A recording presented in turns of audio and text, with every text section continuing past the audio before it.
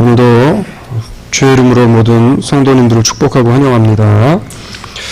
우리 이렇게 한번 옆에 분하고 격려하면서 인사하기 원합니다. 기초를 견고히 합시다. 이렇게 하면 인사하겠습니다. 기초를 견고히 합시다.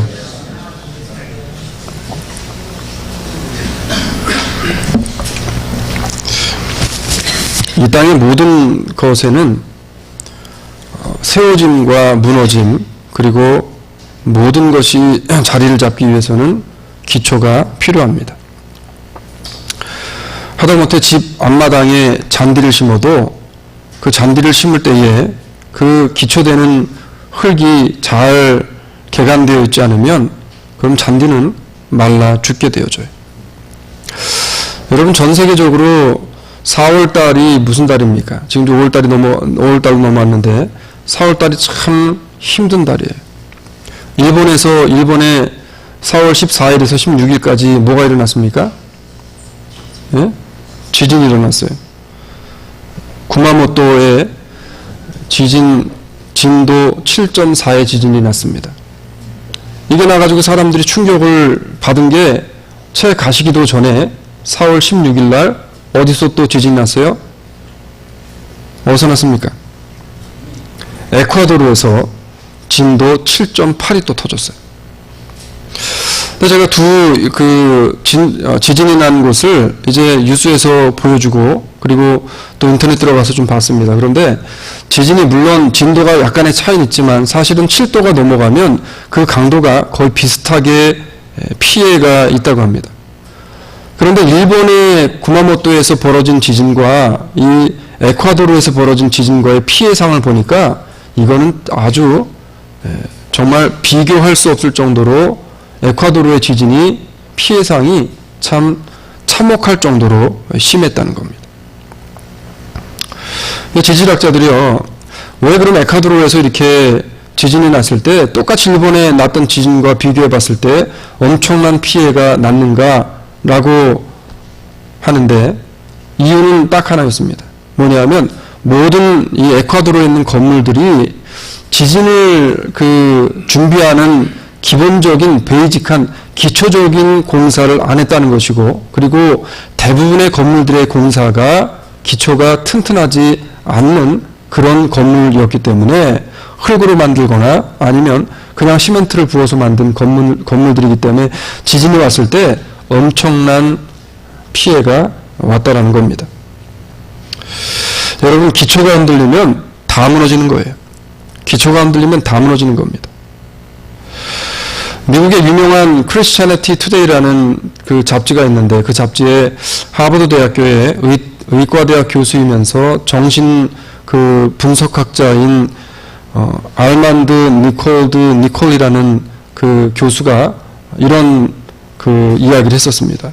지난 2010년에 이야기한 내용인데 이런 이야기를 했어요. 앞으로 가족과 사회의 의미 있는 돌봄의 관계가 파괴되는 현상이 이제 계속적으로 발생할 것인데, 특별히 가족 내에서 급속도로 널리 확산되고 있기 때문에 정신질환 발생 환자가 앞으로는 계속 증가해서 병원의 병상에 입원해 있는 사람의 95%를 정신적인 질환 때문에 입원하는 사람들로 가득 찰 것이다, 이런 이야기를 했었습니다.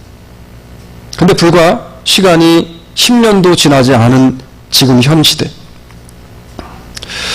무슨 이야기를 하는 거냐면 앞으로 더욱더 가정의 위기는 급속도로 빠질 거라는 겁니다. 이 사람이 이렇게 말하는 것은요, 그 이유가 있었는데, 그 이유가 뭐냐면 가정의 문제와 위기는요, 어느 것 하나 때문에 발생하는 것이 아니라 매우 다양한 문제가 그 속에 숨어 있다라고 이야기합니다. 그 중에서도요, 첫 번째로 든 게 뭐냐면 핵가족화예요. 핵가족화. 이 미국 사람이 핵가족에 대한 이야기를 했어요. 왜 핵가족화가 문제냐면, 핵가족화가 되어지면서 과거에는 그랬습니다. 우리 한국도 그렇잖아요. 과거에 제가 기억하기로도 한국이 7, 80년대만 해도 그 어떤 가정이든지 가면은 할아버지, 아버지, 그리고 손자까지 거의 3대가 사는 집이 굉장히 흔하고 많았습니다. 그런데 요즘에는 그런 가정을 찾기가 참 쉽잖아요. 핵가족화가 되다 보니까 어떤 일이 벌어지냐면 권위와 위계 질서가 무너지게 되어진다는 거예요. 권위와 위계 질서가. 그러니까 집안에 아버님이 계시고 할아버지가 있고 자식이 있으면서 아들이 할아버지에게 하는 것을 보고 그리고 그 아들의 아들이 배우면서 가정의 질서와 권위의식이 거기에서부터 배워지고 생기는 것인데 핵가족화가 되어지면서 이거를 배울 만한 데가 없다는 거예요. 그렇다고 사회적인 환경 속에서 배울 수 있는가? 그것도 아닙니다. 이제는 교회도 가게 되어지면 교회에서도 이런 걸 배울 수 있는 곳이 적다는 거예요. 그래서 핵가족화가 되어지면서 권위의 개념도 없어질 뿐더러 그러다 보니까 대가족이 함께 모여서 살면서 이제 부딪히고 살아가는 방법을 배우는 사회성까지 없어진다는 겁니다. 자연히 사회성이 없어지면 윤리가 상실되어져요. 그렇기 때문에 가족이라는 구성원이 점점점 위기 속으로 빠져갈 수밖에 없다는 거예요. 그리고 또 한 가지로 이야기를 한 게 사회 경제활동을 하는 여성 인구가 증가하면서 이른바 딩크족의 등장이랍니다. 이 딩크족이 뭔가 봤더니 Double Income No Kinds. 재밌는 말이에요. 이 딩크족의 등장. 이제 부부가 맞벌이를 합니다. 이민사회에서 보편적으로 그렇잖아요. 부부가 맞벌이 하잖아요. 자, 맞벌이 부부는 증가하고요. 그렇다 보니까 상대적으로 자녀들은 뭐의 의존도가 높아지냐면 TV나 컴퓨터의 의존도가 높아진다는 거예요. 근데 현대사회는 자녀뿐 아니라 나이가 든 부모 세대도 이제는 TV나 컴퓨터의 의존도가 상당히 높아졌습니다. 이것으로 인해서 가족 간의 대화가 부족하고요. 부부 간의 대화, 가족 구성원들이 서로 간의 대화가 부족하면서 이게 더 심화되어져 가는 또 이유 중에 하나가 뭐냐면 맞벌이의 부부로 일을 하다 보니까 피차간에 어때요? 저녁이 되어집니다. 어때요? 피곤하잖아요. 그래서 육체적인 필요와 정신적인 필요로 인해서 서로 간에 피차간에 귀찮은데 무슨 이야기하냐는 거예요. 할 말 있으면 그냥 카톡으로 쏴주고 할 말 있으면 그냥 간단하게 문자 메시지 해주고 하고 말고 나 그냥 시간 있고 편하게 좀 누워가지고 TV 보고 아니면 컴퓨터 할 테니까 이제는 대화보다는 지금 문자로 그냥 하라는 겁니다. 그래서 이러한 피로감으로 인한 대화의 단절과 갈등으로 인해서요 나타내게 되어지는 현상이 이제는 조만간 나타날 거다 그랬는데 불과 이 사람이 이야기한 게 10년이 되기 전에 지금 이미 미국 전역에 한국은 더 심각할 정도로 이 일이 현실화되어졌다는 거예요. 그래서 가족 붕괴 현상이 심화되어지고요.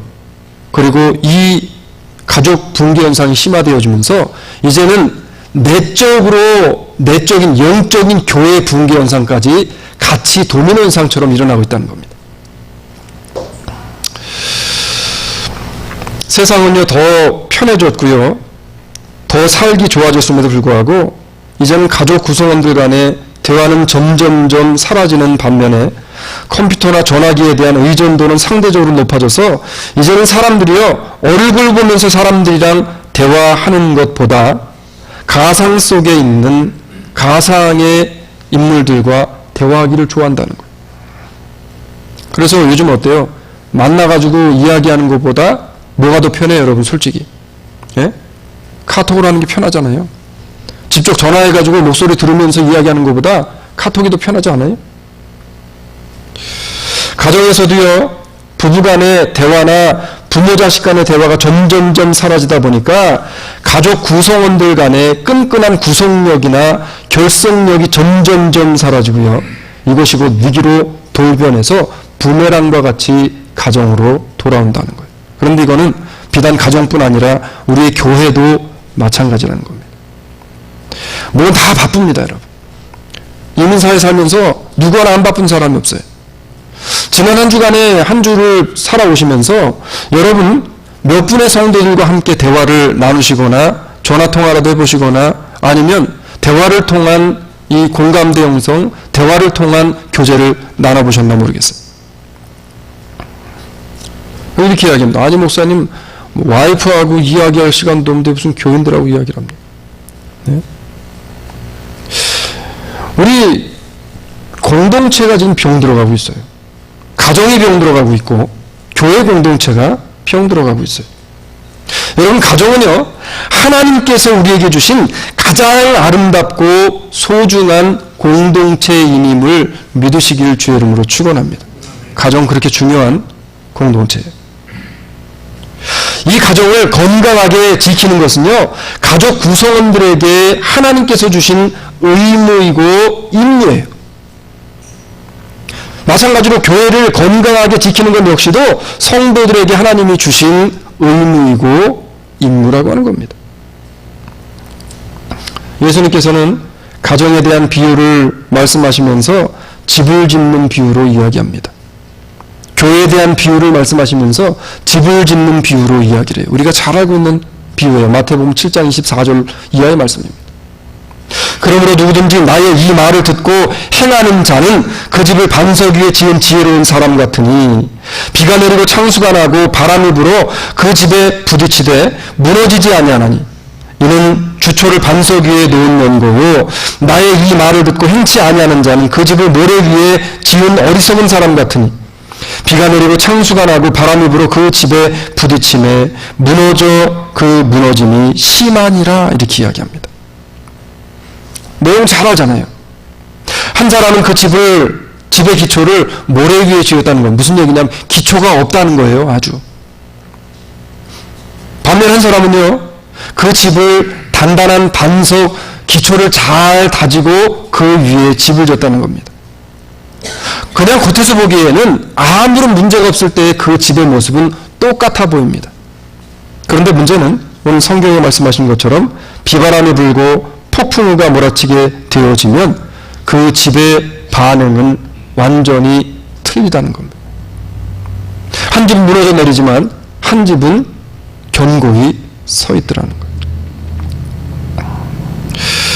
오늘 예수님께서 지금 제자들에게 정말 하시고 싶은 말씀이 무엇이었는가? 오늘 사도행전을 통해서 오늘 하나님께서 우리에게 주시고자 하는 말씀이 무엇인가? 그 말이 뭐냐면 바로 신앙의 기초, 가정의 기초, 교회의 가장 중요한 기초에 대한 말씀을 지금 하고 있는 겁니다. 오늘 말씀이 우리 믿는 모든 성도들의 가정을 기초를 든든히 세우고 견고히 세우는 가정으로 다시 세우고 우리의 믿음과 신앙이 하나님의 말씀 안에서 다시금 든든히 기초가 세워져서 교회 역시도 든든히 세워진 기초 아래 건강하게 성숙하여 나갈 수 있는 그러한 모든 성도들과 교회가 오늘 말씀을 통해 다시 한번 눈띄어지게 되기를 주의 이름으로 축원합니다. 그러면 우리가 어떻게 무엇의 기초를 지금부터 튼튼히 하고 만약에 이것을 잃어버리고 있었다면 다시금 되찾아서 이 기초를 다시 쌓아야 하겠느냐는 겁니다. 첫 번째는요, 사랑과 순종의 기초가 든든히 서야 돼요. 사랑과 순종의 기초가 든든해야 됩니다. 건물을 지을 때 가장 중요한 게 뭐냐면 골조 작업이에요. 쉽게 말하면 기둥입니다. 기둥. 기둥이 무너지면 다 무너지는 거예요. 여러분, 가정의 기둥은 누굽니까? 누구예요? 네? 가정의 기둥은 남편이고 아내예요. 기둥이 어느 하나만 서 있으면 지금 무너지는 겁니다. 두 기둥이 건강하게 잘 서 있어야 그 가정이, 그 건물이 서 있는 거예요. 남편과 아내가 그 기둥이에요. 교회의 기둥은요, 성도와 성도의 관계가 기둥입니다. 그래서 싸움 맨날 하는 그런 교회는요, 성숙할 수가 없어요. 성숙할 수가 없어요. 뭐 사람이 늘어나고 이런 거 말하는 게 아니라 정말 믿음 안에서 하나님의 복음 안에서 성숙하는 그런 성숙이 있을 수 없다는 겁니다. 여러분 가정의 기둥이고요, 교회의 기둥임을 이 시간 말씀을 통해 다시 한번 깨닫게 되어지기를 주의 이름으로 축원합니다. 그렇기 때문에 가정에서도 내가 기둥이기 때문에 내가 무너지면, 내가 신앙적으로 무너지고 내가 영적으로 무너지면 우리 가정이 무너진다라는 그러한 긴박감을 가지고 우리가 살아야 됩니다. 한 사람이라도 기둥이 살아 있어야 가정이 사는 거 아니에요? 여기서 사랑과 순종은요, 아내와 남편의 관계, 그리고 하나님과 성도 간의 관계의 의미를 가지고 있습니다. 오늘 본문에 고넬료라고 하는 사람이 등장하는데, 이 고넬료라고 하는 사람은요, 하나님의 말씀을 듣고 그 말씀에 순종하는 모습을 먼저 보여줬던 사람이에요. 가장 기초가 되어지는 것, 신앙의 가장 기초, 믿음의 가장 기초는 뭐냐면 바로 말씀을 들음으로 그 말씀에 순종하는 삶입니다. 그래서 성경의 신구약을 통틀어서 하나님께서 순종에 대한 것을 너무나도 많이 강조하셨어요.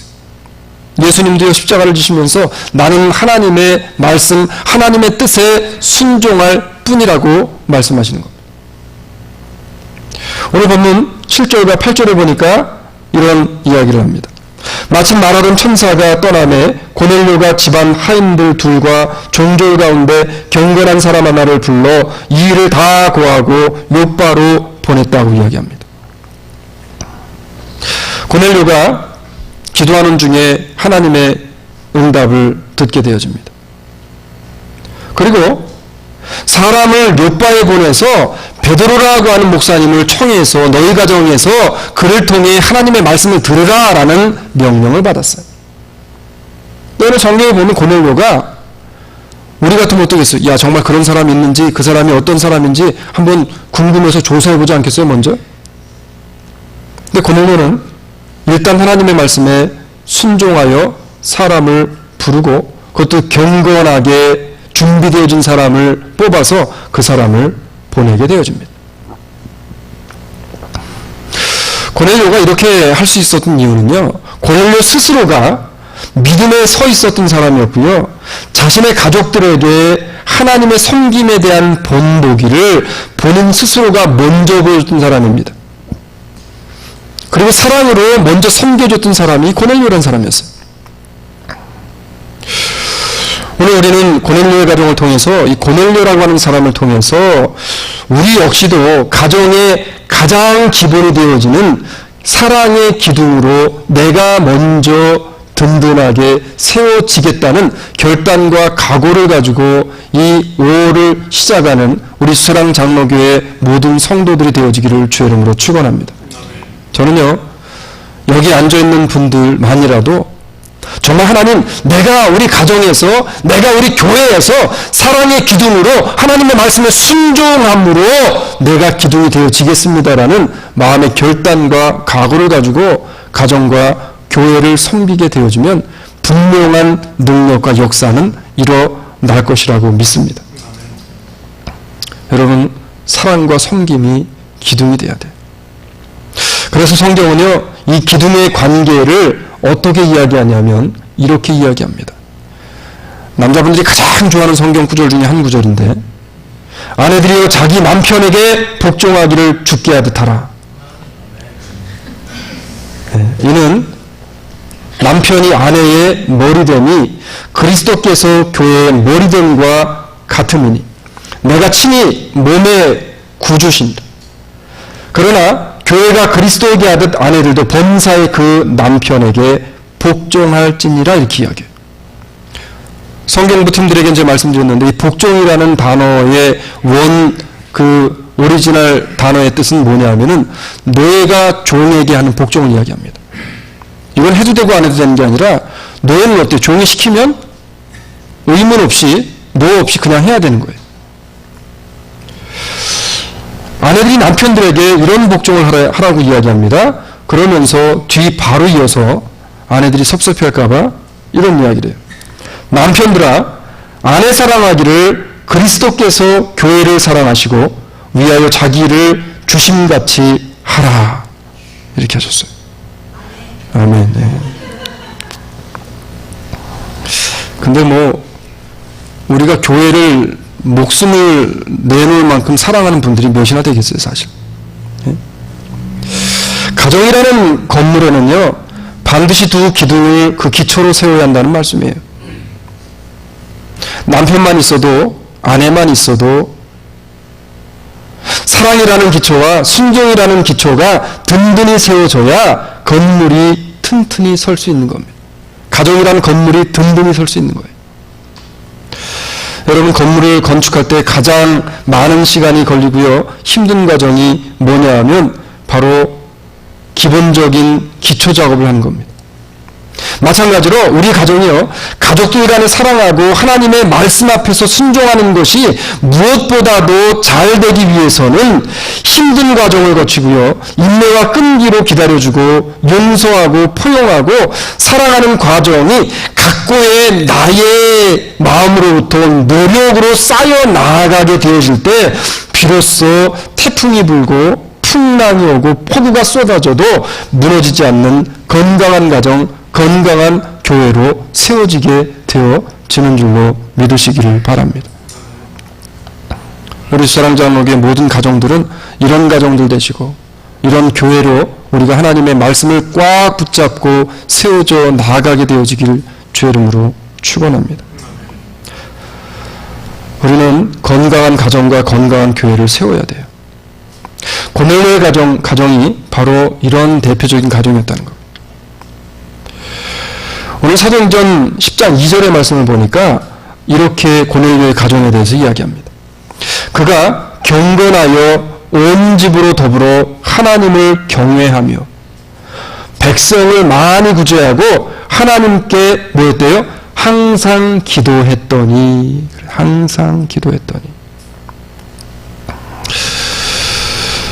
기도가 든든한 가정이 하나님 안에서 모이게 되어지는 것이고요. 그리고 믿음으로 협력해 기도의 자리에 나아가게 되어지는 거예요. 오늘 고넬료의 가정과 같이요, 가족이 함께 말씀 중심으로 믿음과 사랑과 순종의 기초를 만들어가는 모든 우리 주사랑 장로교회 성도들이 되기를 원합니다.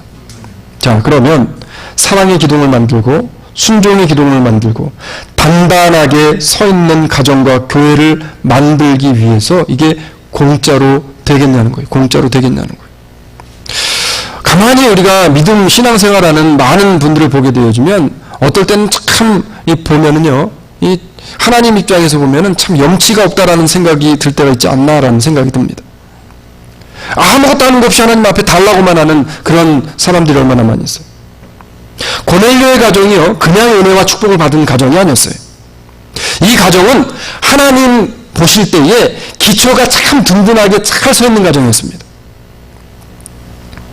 여러분, 기초가 든든하게 서 있지 않으면 어느 날 어느 시에 우리에게 오게 되어질 인생의 유효기간이 끝나게 되어지는 순간을 우리는 두려움으로 맞이할 수밖에 없어요. 두려움으로 맞이할 수밖에 없어요. 우리의 앞날은 아무도 알 수 없습니다. 삼풍백화점이 저렇게 옛날에 무너질 줄 누가 알았겠어요? 9.11 테러로 저 쌍둥이 빌딩이 무너질 줄 누가 알았겠어요? 비행기가, 내가 타고 가는 비행기가 갑자기 떨어질 것을 누가 예측이나 했겠어요? 아무도 모르는 거예요. 나는 괜찮겠지라고 생각했던 사람들이 갑자기 심장마비로 하루아침에 가는 일이 나에게 있을 줄 누가 알았겠냐는 거예요. 우리는요, 하나님 은혜로 살아가는 사람들로서 믿음의 기초를 든든히 세워가면서 우리의 최후의 날, 우리의 닥쳐질 하나님께서 우리를 데려가실 인생의 유효 기간의 그때를 준비하며 살아가야 되는데 어떻게 준비할 것인가? 두 번째로 하나님을 경외함으로 기도로 기초석을 놓아야 된다는 겁니다. 기도로 기초석을 놓아야 된다는. 우리 이렇게 옆에 분들하고 인사 한번 할게요. 네? 아마 많으실 텐데 기도하고 삽시다.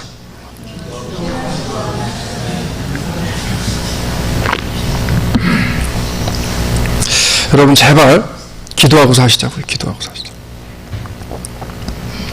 오늘 본문을 보면 고넬료의 가정이요, 하나님을 경외하여 기도하기에 힘쓰는 가정이었음을 우리는 알 수 있습니다. 사람들이 타락하고 가정이 무너지고요, 교회가 환난 중에 들어가는 가장 큰 이유가 여러분 뭐겠어요? 돈이 없어서 무너집니까? 사람이 없어서 무너질까요? 돈이 없고 사람이 없어도, 그래서 만약에 교회가 무너진다면 한국에 가보세요. 미국도 마찬가지고 두 가정, 세 가정 함께 하시면서 20년, 30년, 40년 목회하면서 교회가 계속해서 존속해 나가는 그런 교회들이 얼마나 많이 있는지 몰라요. 성도 한 사람, 두 사람, 한 가정, 두 가정, 서너 가정을 붙잡고 평생에 목회하신 목사님들이 얼마나 많이 계시는지 몰라요. 교회는요, 사람 때문에, 사람의 숫자 때문에, 돈 때문에 절대 무너지지 않습니다. 가정이 무너지는 것도 뭐 요즘에 돈 때문에 무너진다고 이야기하는데 아니에요.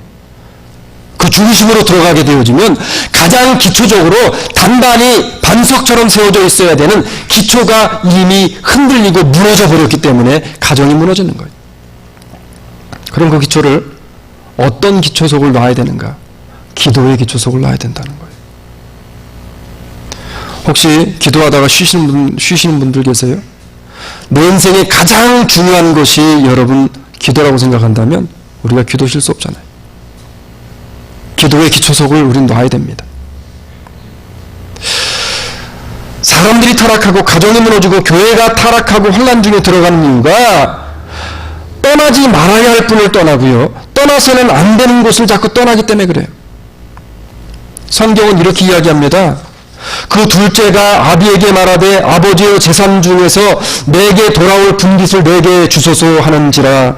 아비가 그 살림을 각각 나누어 주었더니 그 후 며칠이 못 되어 둘째 아들이 재물을 다 모아가지고 먼 나라에 어떻게 했다 그랬어요? 먼 나라에 가 거기서 호랑방탕하여 그 재산을 다 허비했다라고 이야기합니다. 다 허비했대. 누가복음 15장 12절 이하의 탕자의 비유를 말씀하시면서 굉장히 중요한 한 단어가 여기 등장하는데 그게 뭐냐면 먼 나라에 갔다라는 거예요. 갔다라는. 이 갔다라는 건 뭐냐면 아버지의 집, 부모의 집을 떠나왔다라는 겁니다. 자녀는요, 부모의 집에 있을 때가 가장 안전하고 가장 죄로부터 보호를 받고 있다는 사실을 깨닫지 못합니다. 그래서 어떻게 하냐면 빨리 고등학교 졸업해서 대학을 어디로 가려고 해도 될 수 있으면 부모님을 멀리 떠나서 타주로 가려고 그래요.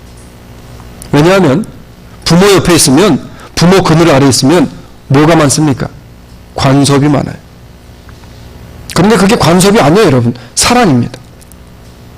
분명 성경은 하나님께서 하나님의 믿음의 자녀들, 믿음의 자식들을 하나님의 암탉이 그 날개 아래 자식을 새끼를 품음과 같이 우리를 품어 보호하신다라고 말씀하셨어요. 하나님이 그런 분이에요.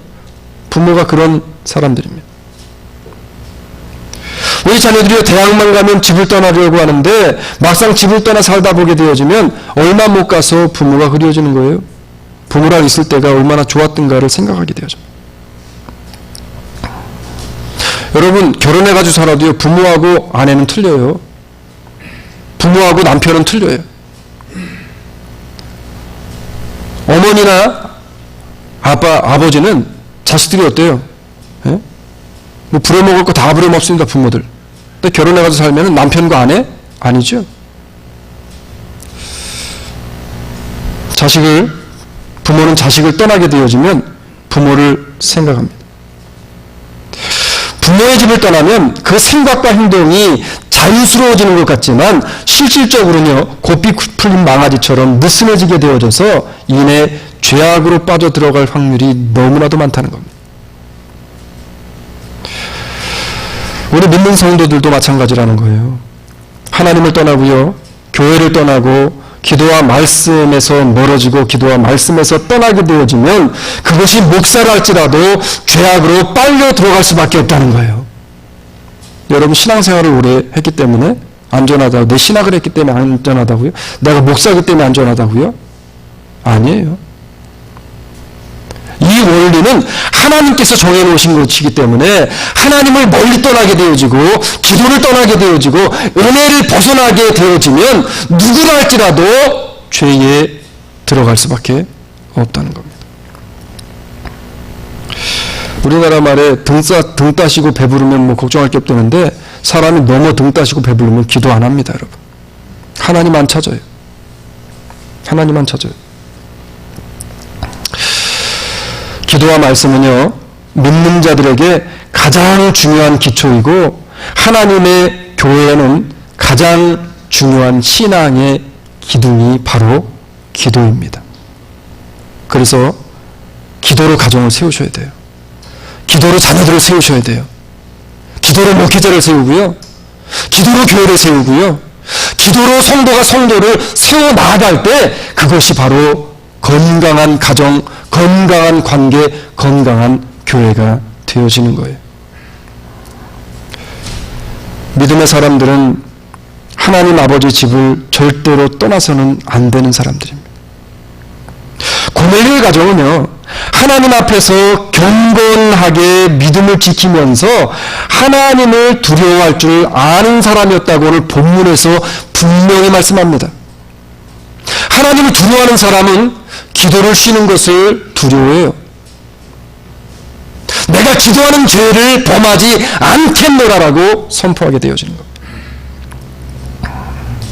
그러니까 기도하지 않는 죄를 범하지 않겠다고 선포하는 믿음의 결단. 사랑하는 여러분, 세상을 창조하신 분도, 교회를 세우신 분도, 가정을 세우시고 우리 인간을 창조하신 분도 온 우주의 주인 되시는 창조주 하나님 아버지, 유일하신 하나님 아버지 한 분이심을 믿으시기를 주의 이름으로 축원합니다. 그 하나님 우리에게 원하시는 게 뭐냐면 내게 나아오라는 거예요. 기도의 무릎으로 나아오라는 거예요. 겸허하고 겸손하게 나아오라는 거예요.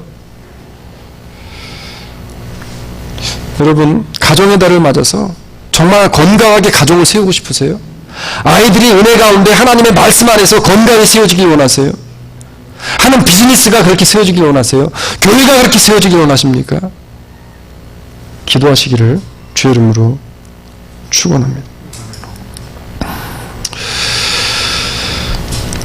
목회자도요, 사회생활을 하는 사람들도, 사업을 하는 사람들도, 교회에 와서 봉사를 하는 사람들도 우리가 하는 이 모든 것들 그 무엇보다도 가장 중요한 것이 있는데 그게 뭐냐 하면 하나님과의 바로선 관계인 줄로 믿으시기를 바랍니다.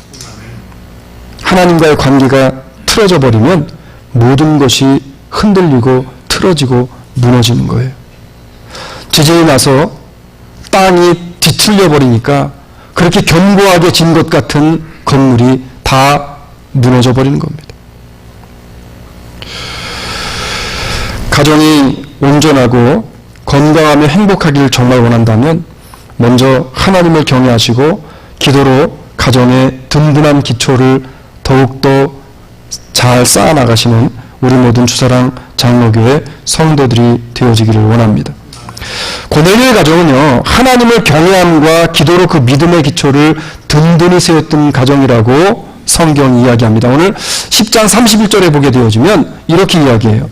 말하되 고넬료야, 하나님이 내 기도를 들으시고 내 구제를 기억하셨다라고 이렇게 이야기합니다. 그러면서 성경이 고넬료의 가정이 평상시에 얼마나 하나님을 경외할 뿐만 아니라 하나님의 말씀을 사모함으로 늘 기도로 그 신앙의 기초를 흔들리지 않게 하기 위해서 힘써 쌓아왔는지에 대해서 우리에게 잘 보여주는데 그 본문이 바로 오늘 3절로 6절의 말씀입니다.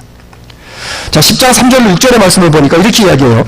하루는 제 9시쯤 되어 환상 중에 밝히 보매 하나님의 사자가 들어와 가로되 고넬료야 하니 고넬료가 주목하여 보고 이랬어요. 기도하는 사람에게 하나님이 응답하는 겁니다. 분명히 성경에서 아까 2절에서 뭐라고 이야기했냐면 고넬료의 가정이 항상 기도에 힘썼다 그랬습니다. 기도했다 그랬어요. 자, 기도하는 사람에게 하나님께서 응답을 주시는데 고넬료야 라고 하면서 고넬료의 기도에 하나님 응답을 주시고 고넬료는 어떻게 하냐면 주목하여 봤다 그랬어요. 하나님이 내게 주시는 말씀을 통해서 이 은혜가 어떤 은혜인지 고넬료는요 늘 민감하게 하나님의 말씀에 반응했다는 겁니다. 우리가 쓸데없는 세상의 일들, 사람들과의 관계 속에 민감하게 센시티브하게 반응할 것이 아니라 하나님의 주시는 말씀에 민감하게 반응해야 된다는 거예요. 그러면서 이렇게 이야기해요. 두려워 가로되 고넬료는 하나님이 어떠한 분인지 두려워할 줄 아는 사람이었어요. 주여 무슨 일이 나이까? 천사가 가로되 내 기도와 구제가 하나님 앞에 상달하여 기억하신 바 되었으니 내가 지금 사람을 요바에 보내어 베드로라 하는 시몬을 청하라. 저는 피장 시몬의 집에 우거하니 그 집은 해변에 있느니라 하더라 라고 이야기합니다. 하나님을 경외함으로 말씀을 듣는 것과 기도하는 것은요, 우리들의 신앙인에 있어서 가장 기초가 되어지는 것임을 믿으시고, 오늘 우리가 고넬료와 같이 가정을 하나님의 말씀과 기도로 든든히 다시금 세워 나아가는 우리 사랑 장로교회 모든 성도들이 되시기를 주의 이름으로 축원합니다. 말씀 읽어주려고 그래요. 우리는 현대를 가정의 위기라고 말합니다. 교회의 위기라고 말합니다. 가정의 위기라고 말하는 이 시대를 건강한 가정, 건강한 교회로 우리가 세우고 살아가려면 우리들의 가정도요, 고넬료의 가정처럼 그 기초를 하나님을 경외하고 이웃을 섬기며 사랑하며 늘 기도함으로 힘써서 언제든지 환난에 대비하고 준비하는 든든한 가정, 든든한 교회, 든든한 개개인의 신앙으로 바르게 세워지게 되어지기를 주의 이름으로 축원합니다.